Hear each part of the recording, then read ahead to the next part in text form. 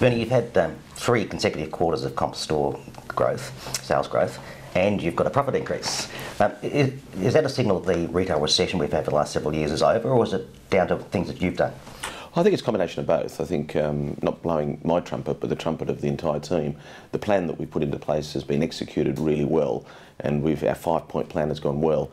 But added to that, there has been a little bit of less headwind, I guess you'd call it, from a consumer point of view. We're getting a lot of good bits in relative to employment levels and equity markets, and a bit more stability on a world global basis. So I think you add all that together, and it's a combination of both. But we're pleased to get not only a sales result, but also a profit increase. You said at the media conference yesterday, and I assume at the analyst conference, that service and the investment in service that you've made over the last couple of years was a major factor in the result. Can you explain how you think it contributed and how you measure how it contributed? Sure. So I think firstly, like most businesses, we went through this period of time where cost cutting was the sole answer to what was a pretty tough retail environment. And I think we realised some 18 months ago that we were going to disappear if we continued to just cut costs all the time.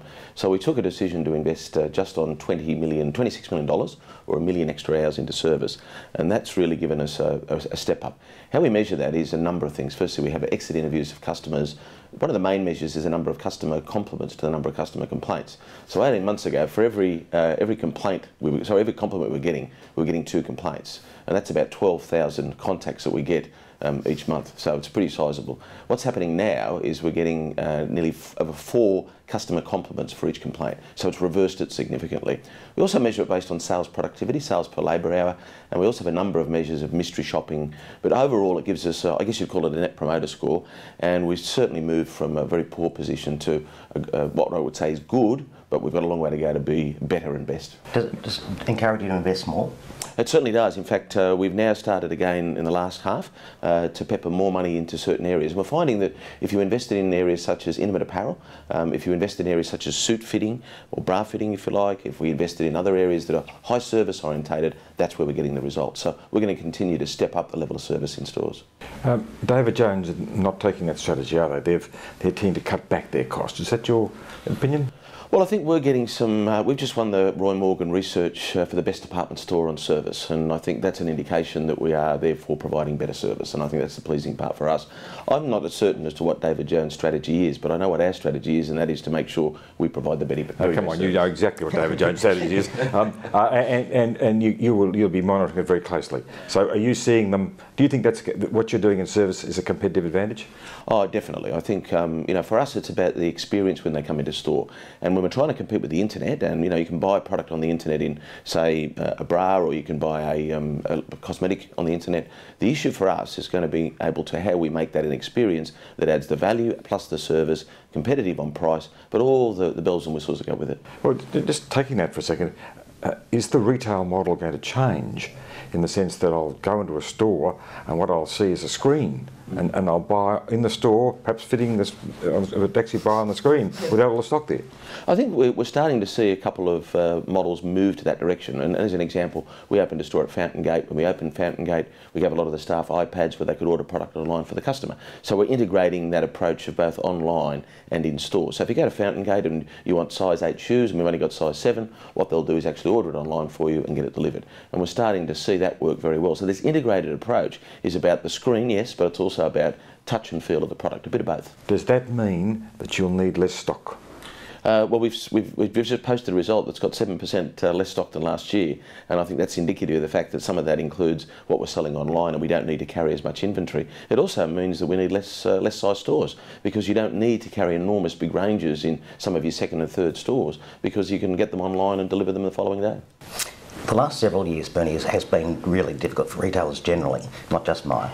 It's forced retailers, but you in particular, to change things that you were doing. Change the strategy from store openings and top line driven stuff to productivity. Do you think, given that there is structural change occurring as well as this sort of cyclical stuff, that that's been a positive in the long run for you, that you'll be better placed to compete with offshore retailers and online retailing? Definitely. We needed to do it from a survival point of view. I think what was happening, we had the arrival of international retailers such as Zara and The Gap and Topshop.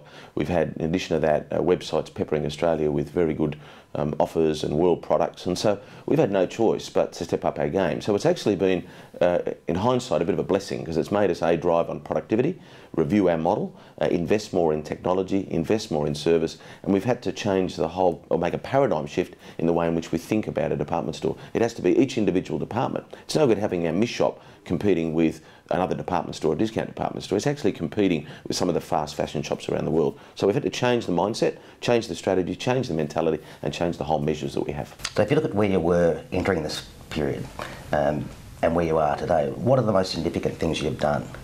I think firstly we've moved towards loyalty, because rather than just mass market media approach, we've moved to more personalisation in the way in which we communicate with customer. And we now have 5 million Myer One customers. That's been the first change. The second change has been our strategy on getting exclusive lines, making sure that our Myer exclusive brands, the nearly 20% of our business, stand as reputable and significant brands in the business. And the third thing has been the investment in service. So we can provide a very, very strong investment in service. I would add to that we've also reviewed the store model and going for smaller stores, higher productive stores, and really making sure that when we refurbish, we reduce some of the space and we optimise what we're carrying inside the store. So we're reducing things such as we don't carry DVDs and music anymore, we don't carry products such as gaming anymore. So that strategy has given us then high productivity, better service, a competitive differential, and added to all of that a very buoyant future. When you say you deal with your customers personally, what do you mean by that? Do you emailing them, or you writing to them, or how are you doing that? Sure. So what we do is we have our Myer One database, which has 5 million customers. We interrogate that database and we make sure that when we communicate to them, we communicate the offers that are relevant to them. So let me give you an example. I've for many years get offers on suits and electronic products and men's shirts, which is what I buy. But about 2 years ago, having a grandchild and having a second grandchild, what's happened is my DNA's changed and I'm starting to buy some products for the kids. So suddenly I'm getting all these offers on children's wear and toys as well. So I think they've read, unbeknownst to anybody, they've read the DNA of me as a customer and they're changing the offers. As soon as you buy a toy, yep, they say, or take 2 toys, yep, this customer's doing something different. I'm moving into a different characteristic. And your computer systems are able to do that? Oh yeah, my word. We've got about 6 or 7 guys, I call them the brains from the Thunderbirds, and they're pulling the data out and evaluating exactly what it is that I buy or all of our customers buy and pepper them and move them into different characteristics. So you're advertising less on newspapers? Oh, we definitely are, yeah. We're spending about 2 or 3% less on overall media, but I mean, we all know the problem is ears and eyeballs. Where are the ears, where are the eyeballs? So we're now spending a lot more on digital, spending a lot more on web advertising, a lot more on direct marketing, and a lot less on newspapers, TV, radio, and a little bit less on mainstream TV. Do you think that the retail department store, non-food store, the model that we've seen for the last 20 years, you think that's becoming like the newspapers and gradually fading away or changing dramatically? I think if you think of the newspapers, I agree, it's a model that is very, very susceptible to what's going on. I actually think we're like the movie theatre.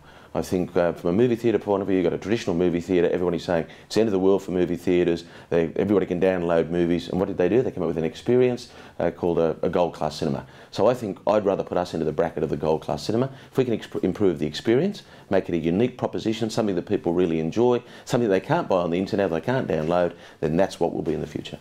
Benny, when itemising the list of changes you made a little earlier, you left one out, it was direct sourcing. Can you explain the benefits you get out of that? Sure.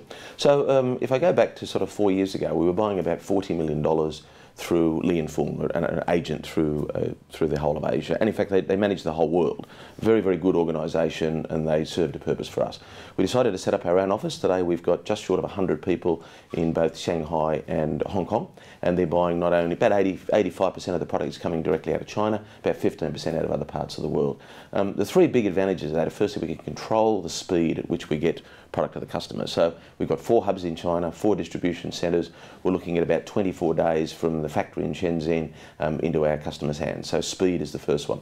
The second one has been the better buying price. And what was happening is we're buying something from an agent here that was clipping the ticket, potentially buying it from an agent in China that was clipping the ticket, and they might have even buying it from a consolidator of factories. So there was 3 or 4 profits along the way. So immediately it means that things like our Myer exclusive brands have a starting margin now of about 70%. We have to take the advertising off, the markdown off, and eventually get them to the customer at a good price. So the second odd one is price. And the third one is controlling our own destiny in regard to quality assurance. So we have 14 QA people that are there checking the product, visiting the factories.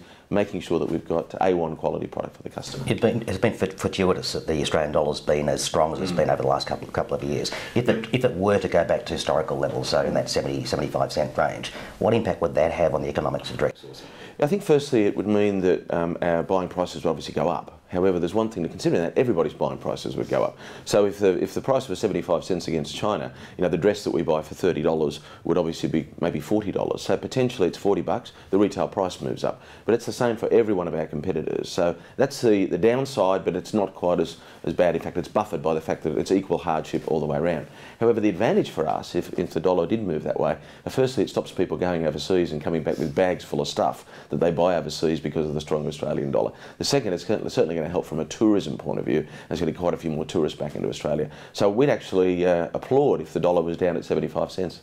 Do you think that property investors, people who own department store properties, and other retail properties for that matter, certainly the non-food area, do you think they're going to face a fairly tough time? Oh, I think if it depends on the quality of the mall. I mean, if they've got an A-grade mall, a Chadstone, a Doncaster, a Sydney City, then they're not going to suffer too much because they've got beautiful properties, wanted locations with an increased demand, particularly from overseas retailers to enter them. So I don't see any sort of a bloodbath for those that own the A and B malls. I do think it's going to be a bit difficult for those that own the C and D grade malls as retail volumes go down, as more is bought on the internet, as less independents are looking at opening stores. A couple of stores that I know in my local area have said, look, we're going to close up, the rent's too high. So I do think in the C and D class malls it's going to be pretty difficult. So depending on where you fit, you are going to have a tough time. You'll find those retailers have got to sort of walk away or get a better deal. And that's the first time we've seen that. Even with the A and B class mall, you want to put the rent down as well, don't you? Oh, we want to put them down everywhere. Yeah, but are you succeeding in doing that? We're getting some breakthrough. I think firstly, there's a lot written about this and a lot of it is overhyped. I mean, we're getting some rent reductions in certain locations, let's say half a dozen to a dozen stores. And as the lease comes up, we're negotiating the rents and we're negotiating them down. But it's not significantly down. There's one or two extreme examples, but generally we are getting a reduction in rent. And I think most of the other retailers that are producing results are also saying they're getting rent reductions as well. They're getting better contributions of landlord for fit out and they're getting some easing in regard to what's called outgoing. So there's no doubt there's pressure on the landlords as supply and demand occurs. I mean, there's less demand for sites, so therefore there's more supply, therefore the prices they charge can't be as good as what it was in the past. You referred a couple of times to offshore retailers. Almost on a daily basis we're seeing another offshore big brand retailer saying they're going to enter the market. Is that necessarily a negative for you? What normally happens, if you take, let's say, Muji or Uniqlo or H&M, no matter who it is that's coming, they'll follow the same DNA of the people that are here now, which is the sort of Zara's as an example and Topshop. They want to be in central CBD prime locations or very good quality A-grade malls. The advantage for that is that we're there as well. And so what they do is they drive foot traffic. So there's no doubt that when we get a Zara next to us or when we get a Topshop next to us, we actually see an increase in the categories or the departments that they actually trade in. So it actually a bit like a honeypot where the bees come to the honeypot. It works really well. I think you'll find that when you talk to the supermarkets, they'd rather have an Aldi located next to them in the shopping centre than they would 5 or 10 kilometres away. It's the same for us. So they are coming. It's an attractive market. It's a stable market. Finding it pretty difficult to get quality real estate. That's what's slowing a lot of them down. But when they come, they locate next to us and it actually gives us a bit of a kick along. The other area you're getting kick along is online. I think you said that sales are up 200% relative to last year, off a small base admittedly, and you're still maintaining a goal of 300 mil or 10% of sales in 5 years. In terms of how you've executed online, are you finished? Are you halfway through? What's left to be done that you think is critical to a good offering? I think the online development is not a program. It doesn't have a start and finish date. It's a never-ending process because as we improve our site by putting more video on it, as we improve it by a better digital, as we improve it by more range or better photography, what happens is everybody else is doing the same. So it's going to be this continual chase to get a quality website that attracts customers. I mean, from our perspective, we have 8 million views in the last 6 months, or 8 million website page visits. Fantastic and a great start, but we know the opportunity going forward is going to be for us to be able to really drive significant mass with a quick delivery and, more importantly, an integrated approach in our store.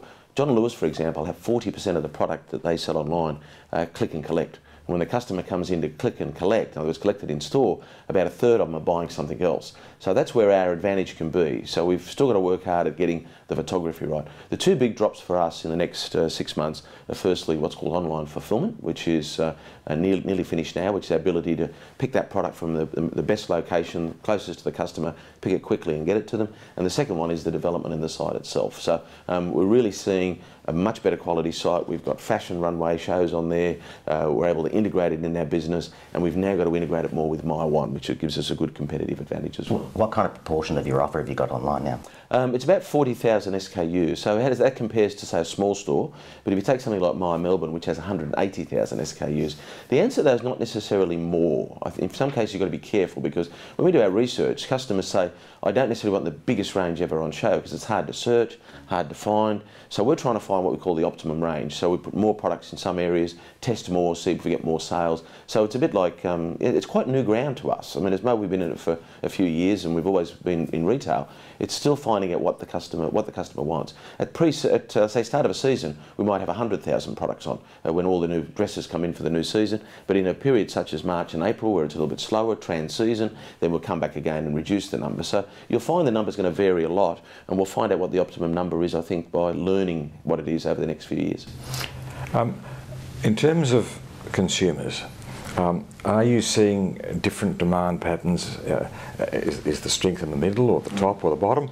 And that's the first division, and then in terms of states. Yeah. And Myer One data says to us that there's two big winning areas at the moment. The first is the very top customer, so those that are coming in and buying, let's say, international dresses and purchasing premium electronics. So we're seeing, if you like, the top of that top of the cake going very, very well. We're seeing what we call our gold customer, which is the high, I'd say the bottom of the A demographic, finding it a bit tough. But we are seeing what we call our top of C and bottom of B demographic starting to go well. We call those our silver Myer One customers. So it's a bit. Who are they? The bottom of C. So demographics. Yeah, but what sort of what's the occupation or what? So I'd say that those people that are say bankers, or those people that are doctors, are doing very, very well at the top. And then if I try and put a bracket on what I'd call the silver customer, they're people that are, say, local bank managers, maybe earning $120,000 to $180,000 a year.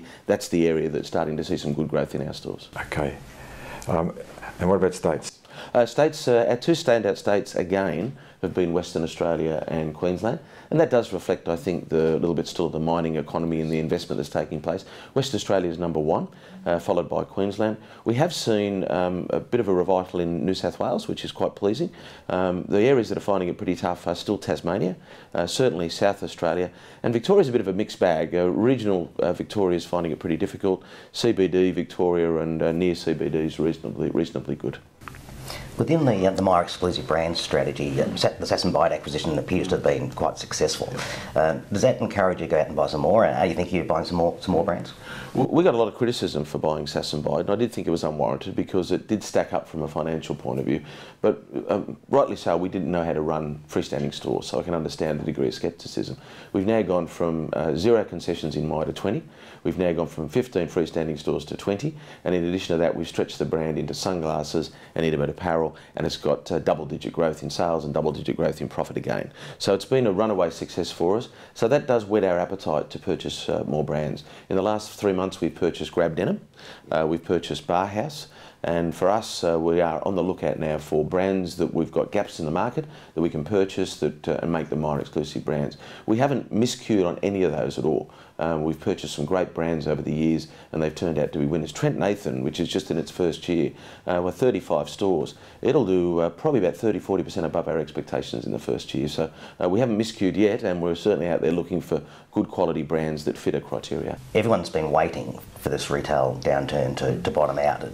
It looks like it might be. Does that worry you? There are people out there who would like to buy department store groups and appear to be positioning themselves to buy department store groups. Yeah, I think we've repositioned ourselves pretty well. But I mean, I always think if you're going to buy something, so if somebody said, I want to buy Myer, the key question is what can you do with the business? A, Can you reduce costs? Well, I don't think you can reduce costs too much more. We've just had that discussion and understand the downside of it. B, you can invest a whole lot of capital. Well, we've invested $600 million worth of capital. Or C, we can just use it as a cash cow to get a return. So we're pretty confident that we're going to generate more cash, a sustainable dividend. So I don't think it's quite as attractive as what Myer was in 2006 when TPG bought the business, because it had no capital spent on it. It had very much fat, a lot of fat in it that could be cut out, and it had some property to sell. We're well short of that criteria. I don't see us as a target for anybody at all. And I think really the key question for us is what we can do in our business to make it strong, just to make sure we're not a target for anybody. Thank you very much indeed, Ben. Much obliged, thanks.